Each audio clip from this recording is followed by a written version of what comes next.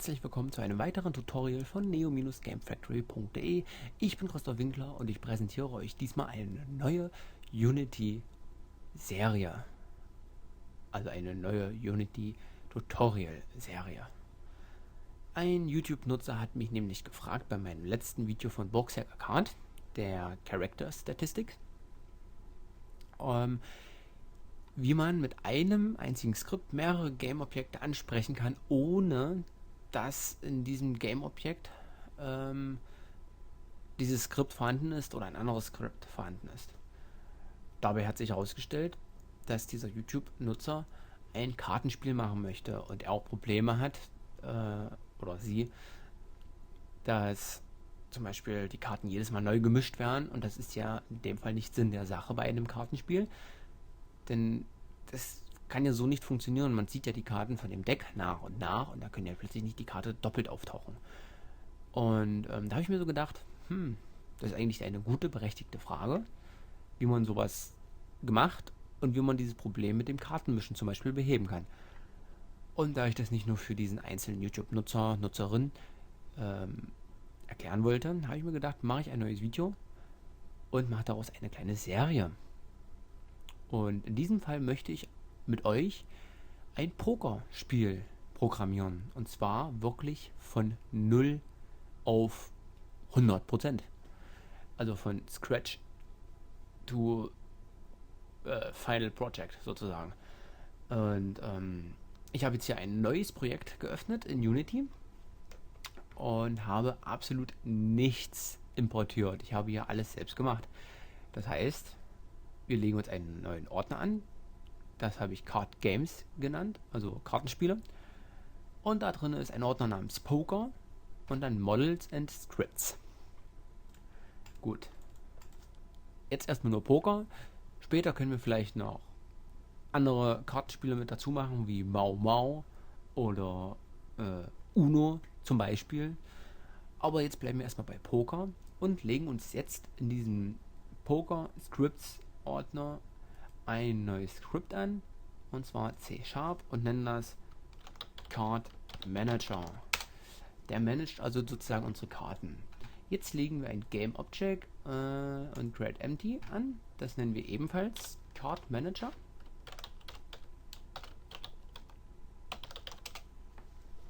Jetzt ziehen wir unser Card Manager Skript auf den Empty Card Manager Game Object. Und nun öffnen wir das Skript, damit wir anfangen können. So. Gut.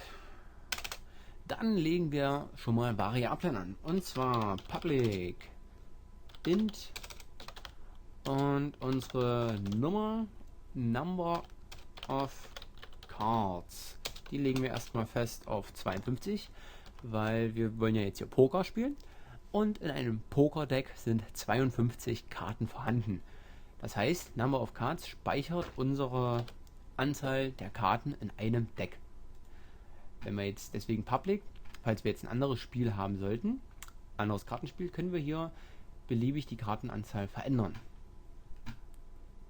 Und wo da? Da ist es. Als nächstes kommt ein Array, wo dann die ganzen Karten gespeichert werden, als String. Da wir jetzt noch nicht die voll belegen wollen, lassen wir hier die eckigen Klammern frei. Das bedeutet, der String ist ein Array, der noch nicht festgelegt ist, wie viele Inhalte dieser Array später beinhalten wird. Das heißt, er ist jetzt noch undefiniert. Aber wir haben ein Array angelegt mit dem Namen Cards. Das weiß nun das Programm. Die nächste Variable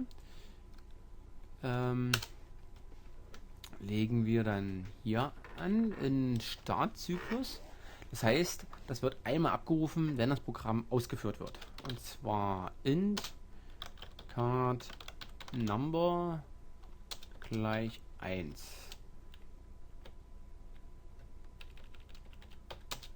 So. Außerdem legen wir jetzt unsere Array-Größe an, also Cards, für das Array, was wir ansprechen wollen. Und jetzt legen wir die Größe fest mit New String, wieder diese eckige Klammer und dann unsere Größe von dem Array.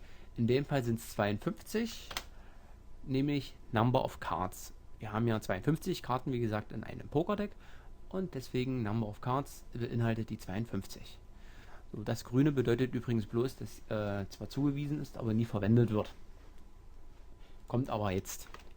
Nun müssen wir die ganzen Karten einlesen, also Herz 3, Herz Bube, Herz Ass und Karo, Blatt. Also die ganzen Karten müssen jetzt sozusagen eingelesen werden. Das mache ich mit einer Vorschleife. Da ist es. Int I gleich 0 und bis I kleiner gleich Number of Cards. Und wir zählen SI jeweils immer einmal weiter.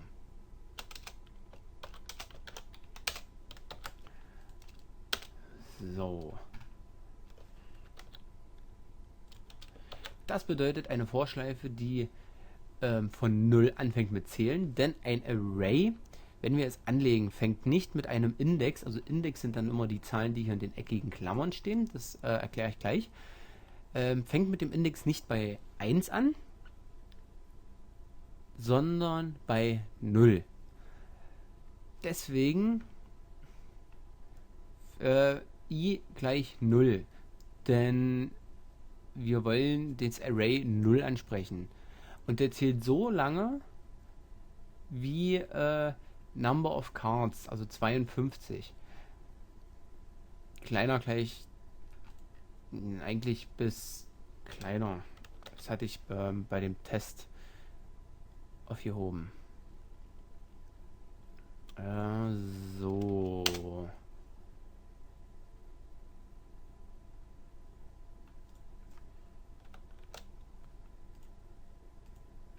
So. Und nun geht's los. If Card Number gleich 1, also unsere allererste Karte, dann ist Cards und nun kommt wie gesagt der Index, also Index 0. Der erste Array-Eintrag sozusagen ist dann, wo ist es da? Ist dann Herz plus, kann man eigentlich so, ja, Ass. Zack. Also Herz Ass ist es sozusagen. Wir schreiben es mal alles zusammen. So, das können wir wieder schließen. Dann, wenn es nicht 1 ist, sondern Card Number, also die Karte, die aktuelle Karte größer 1 und kleiner gleich 10 ist, dann machen wir Folgendes, und zwar ist dann die Cards plus den Index angeben, also jetzt sozusagen Cards und Index 1, also der Eintrag 2 sozusagen in diesem Array, auch wenn er jetzt eigentlich, also eigentlich sieht das dann wie folgt aus in dem zweiten Durchlauf, weil dem ersten wird es ja nicht angesprochen, und im zweiten Durchlauf würde dann sozusagen das stehen. Und im dritten Durchlauf das, in dem vierten dann halt 3, also jeweils immer eine Zahl nach unten. Das dürft ihr nicht vergessen, sonst kann es später zu Fehlern kommen. Also Cards I, das aktuelle dann sozusagen, ist gleich Herz plus die Kartennummer. So. Achso, habe ich Card Number vergessen. Card Number. So. Genau. Dann kommen jetzt noch die Bube, Dame und König. Das heißt, wenn die Card Number gleich 11 ist, ups, das war die falsche Taste, 11 ist, dann ist es Herz I gleich Herz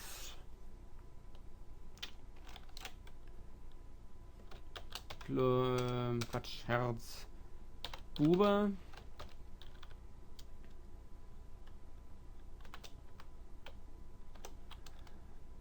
und dann machen wir dasselbe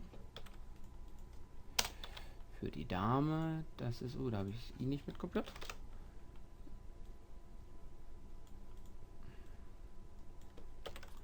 Das ist dann aber die 12. Karte. Das ist dann die Dame. Und das hier ist die 13. Karte. Der König. Nun müssen wir aber auch gleichzeitig die Card Number wieder auf 0 zurücksetzen. Warum auf 0? Das erkläre ich gleich. So, wieder auf 0 zurückgesetzt. Denn wir müssen ja in der Vorschleife die Kartennummer wieder hochzählen. Also Kartennummer plus plus. Das heißt, Kartennummer plus plus, habe ich schon mal erklärt, das ist Kartennummer gleich Kartennummer plus 1. Bloß halt Kurzform. Die zählt sozusagen Kartennummer 1 nach oben und speichert es gleich wieder in Kartennummer in der Variablen rein. Gut, das bedeutet deswegen auf 0. Denn er zählt am Ende der Vorschleife wieder 1 hoch. Also wir fangen wieder sozusagen bei 1 an. Dann Fehler, wieso? Oh, da habe ich eine Klammer vergessen. Okay. Dann können wir das alles hier nochmal kopieren. Und dann machen wir das alles mit dem Karo. Karo. Karo. Nochmal Karo. Nochmal Karo. Und nochmal Karo. Und das gleiche nochmal. Ja, genau. Also nochmal alles kopieren. Zack. Und nun machen wir das mit Blatt.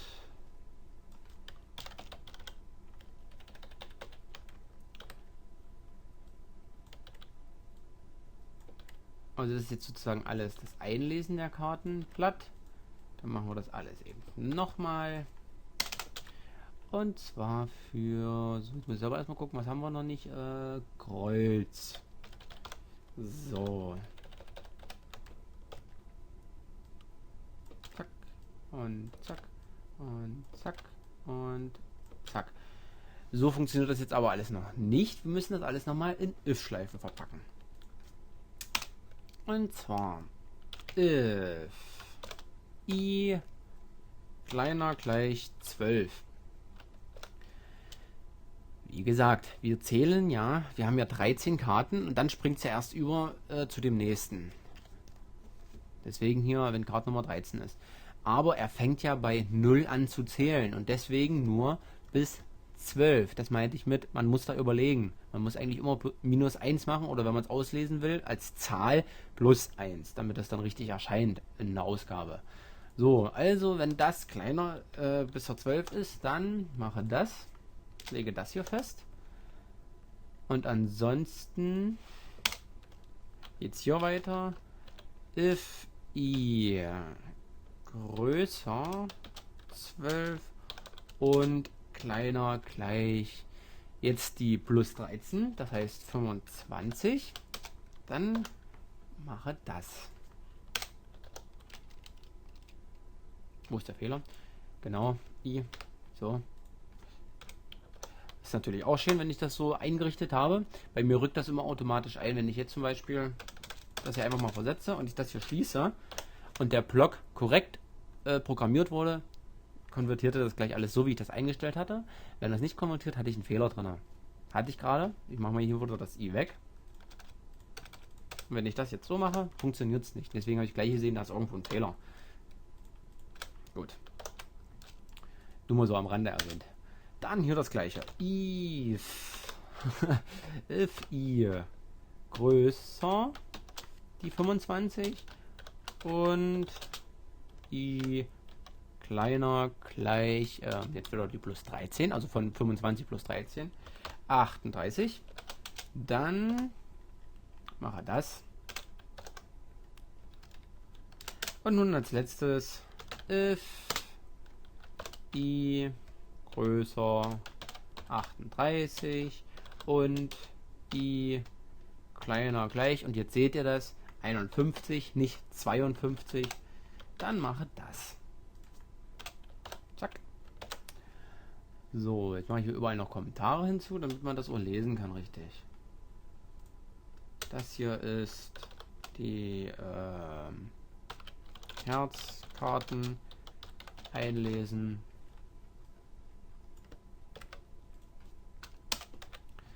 Hier wird die Karo-Karten werden da eingelesen. Hier werden die Blattkarten eingelesen und hier werden die Kreuzkarten eingelesen. Das ist jetzt natürlich wieder sehr unübersichtlich mit den ganzen Code, und genau deswegen werde ich hier komplett das alles wieder in einer Region, also Region einlegen. Einbetten Region, und zwar Karten einlesen. Und hier unten and Region.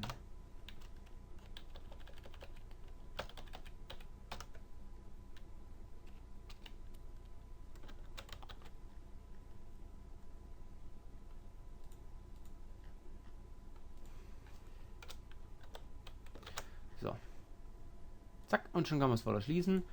Es war noch da alles, aber es ist dann ein bisschen übersichtlicher und man muss auch nicht mehr so viel scrollen.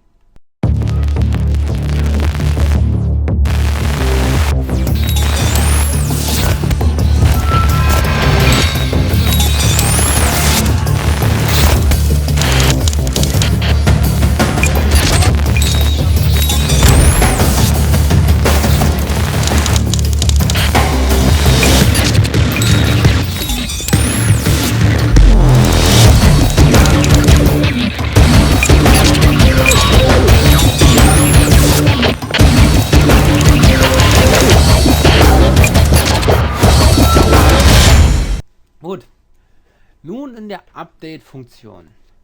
In der Update-Funktion wollen wir jetzt erstmal nicht viel machen. Wir springen gleich mal über und machen eine Shuffle Cards Funktion. Das heißt, da werden die Karten dann gemischt. Also void Shuffle Cards. Das ist eine überladene Funktion. Überladen bedeutet, wir übergeben eine Funktion, eine Variable an diese Funktion. Man kann es auch so machen, dass eine Variable zurückgegeben wird. Da dürfte hier nicht void stehen, sondern zum Beispiel eine Variablename wie int, float und so weiter. Aber void bedeutet, es gibt nichts zurück. Jedenfalls Shuffle Cards. Wir wollen eine Variable übergeben, und damit die Funktion weiß, welche Variable übergeben wird, beziehungsweise in was das konvertiert werden soll, geben wir jetzt hier in Klammern, hinter den Klammern ein, welche Variable, also um welche Variable es sich handelt. Und zwar war unser Array String. Und da es wie gesagt um ein Array geht, müssen wir wieder die eckigen Klammern machen. Nun können wir einen x-beliebigen Namen vergeben. Hier zum Beispiel Hallo. Vollkommen egal. Wir können aber auch denselben Namen verwenden, Cards, wie oben. Denn die lokale Variable ist eine extra Variable. Also sie überschreibt sozusagen nicht unseren Cards-Eintrag von da oben. Also von hier, den wir hier schon deklariert haben. Und er löscht den auch nicht. Es wird sozusagen wirklich eine neue Funktion angelegt mit Cards, aber die Variable, also nicht die Funktion, Entschuldigung, die Variable, die hier angelegt wird, ist eine lokale Variable.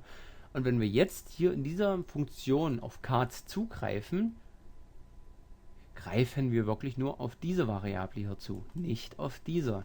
Aber es ist jetzt nicht weiter schlimm, denn wir übertragen sowieso die Variable in die. Also sozusagen wird das eine Kopie. Gut, machen wir weiter.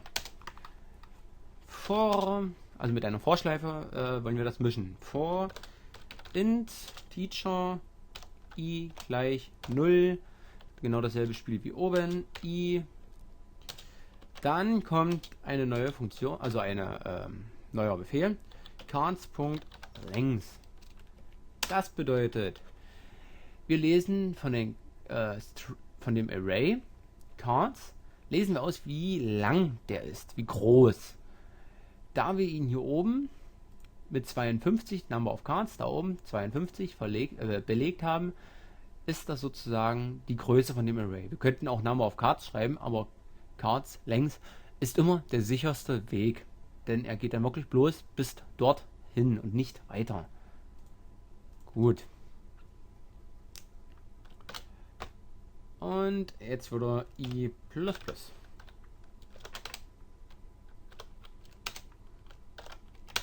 Nun legen wir eine Integer R-Variable an mit einer random Zahl. Random, was war das jetzt? Random.range. Und zwar gehen wir von 0, das ist minimal, unsere minimal Indexzahl sozusagen, ist ja bis 0 und es geht aber auch bis Cards Length.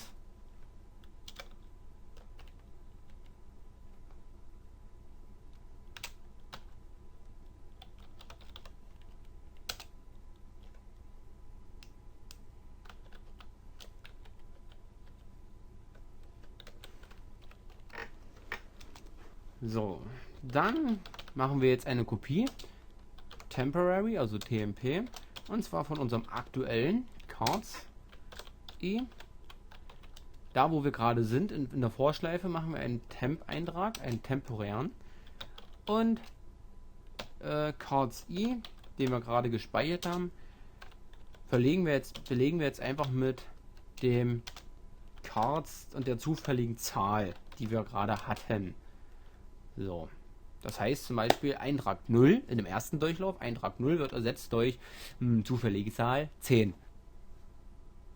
Sozusagen wird die 10er-Karte auf den Platz 0 gelegt.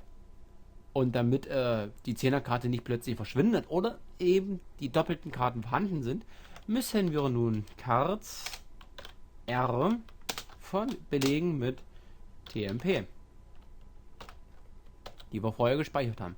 Und das ist sozusagen das Mischen. Jetzt müssen wir das Mischen noch aufrufen. Dafür nehme ich jetzt die Taste M fürs Mischen. Also if in Klammern Input. Punkt. Was soll denn das? Input get key down. Key code M.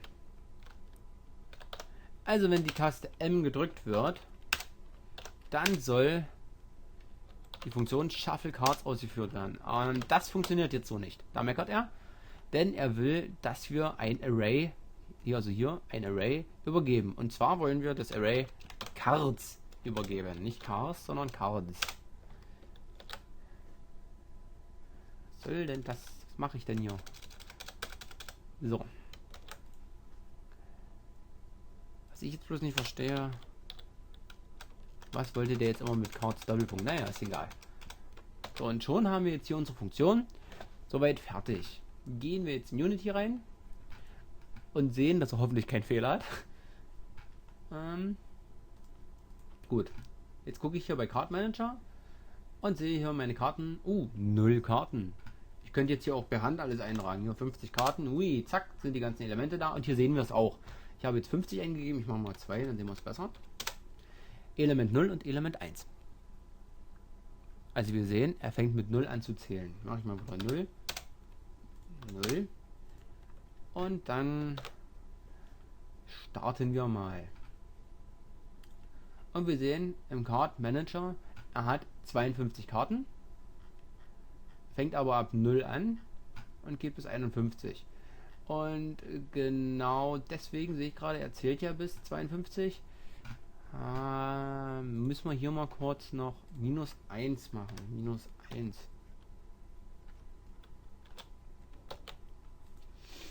sozusagen Eintrag 52 minus 1. Das heißt also, wir gehen bis maximal 51 nach oben. Und deswegen hier auch kleiner. Reicht dann vollkommen. Nicht kleiner gleich, weil dann wären wir irgendwann bei dem Eintrag 52, den es ja nicht gibt. Nicht wahr? So. Achso, ich erkläre das nochmal kurz. Entschuldigung.